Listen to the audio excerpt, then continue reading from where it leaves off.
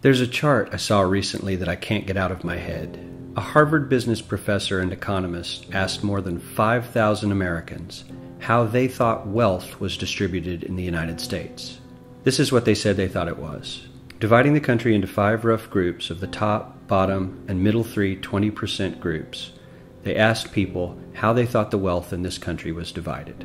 Then he asked them what they thought was the ideal distribution. And 92%, that's at least 9 out of 10 of them, said it should be more like this. In other words, more equitable than they think it is. Now that fact is telling, admittedly, the notion that most Americans know that the system is already skewed unfairly. But what's most interesting to me is the reality compared to our perception.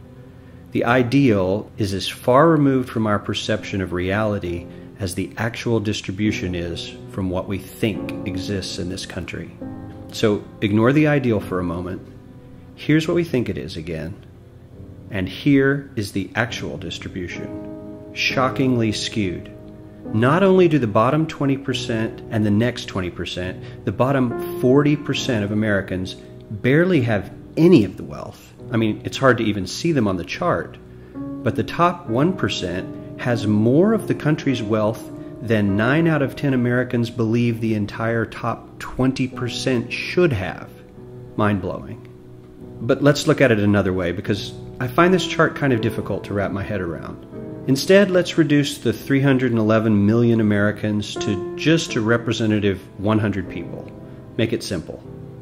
Here they are: teachers, coaches, firefighters, construction workers, engineers, doctors, lawyers, some investment bankers, a CEO, maybe a celebrity or two. Now let's line them up according to their wealth. Poorest people on the left, wealthiest on the right, just a steady row of folks based on their net worth. We'll color code them like we did before based on which 20% quintile they fall into. Now let's reduce the total wealth of the United States, which was roughly $54 trillion in 2009, to this symbolic pile of cash. And let's distribute it among our 100 Americans. Well, here's socialism, all the wealth of the country distributed equally. We all know that won't work. We need to encourage people to work and work hard to achieve that good old American dream and keep our country moving forward. So, here's that ideal we asked everyone about. Something like this curve.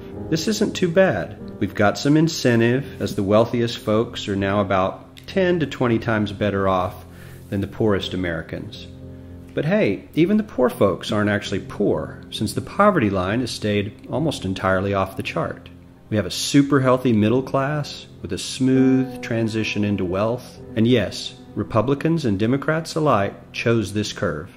9 out of 10 people, 92%, said this was a nice, ideal distribution of America's wealth. But let's move on. This is what people think America's wealth distribution actually looks like. Not as equitable, clearly, but for me, even this still looks pretty great. Yes, the poorest 20 to 30% are starting to suffer quite a lot compared to the ideal, and the middle class is certainly struggling more than they were, while the rich and wealthy are making roughly 100 times that of the poorest Americans, and about 10 times that of the still healthy middle class. Sadly, this isn't even close to the reality. Here is the actual distribution of wealth in America. The poorest Americans don't even register. They're down to pocket change. And the middle class is barely distinguishable from the poor. In fact, even the rich between the top 10 and 20 percentile are worse off. Only the top 10% are better off. And how much better off? So much better off that the top 2 to 5% are actually off the chart at this scale. And the top 1%, this guy, well, his stack of money stretches 10 times higher than we can show. Here's his stack of cash, restacked, all by itself. This is the top 1% we've been hearing so much about. So much green in his pockets that I have to give him a whole new column of his own, because he won't fit on my chart. 1% of America has 40% of all the nation's wealth. The bottom 80%, 8 out of every 10 people, or 80 out of these 100, only has 7% between them. And this has only gotten worse in the last 20 to 30 years. While the richest 1% take home almost a quarter of the national income today, in 1976 they took home only 9%, meaning their share of income has nearly tripled in the last 30 years. The top 1% own half the country's stocks, bonds, and mutual funds. The bottom 50% of Americans own only 0.5% of these investments, which means they aren't investing. They're just scraping by. I'm sure many of these wealthy people have worked very hard for their money, but do you really believe that the CEO is working 380 times harder than his average employee? Not his lowest paid employee, not the janitor, but the average earner in his company. The average worker needs to work more than a month to earn what the CEO makes in 1 hour.